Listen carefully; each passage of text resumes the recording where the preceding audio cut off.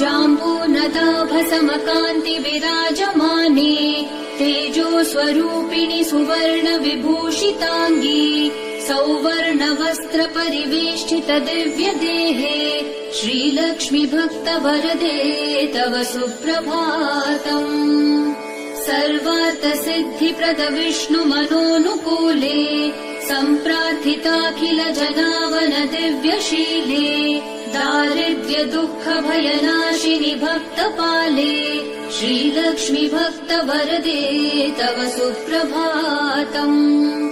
चन्द्रानुजे कमल कोमल गर्भजाते चन्द्रार्कवह्नि नयने शुभ चन्द्र वक्त्रे हे चन्द्रिका समसुशीतल मन्दहासे श्रीलक्ष्मी भक्त वरदे तव सुप्रभातम्।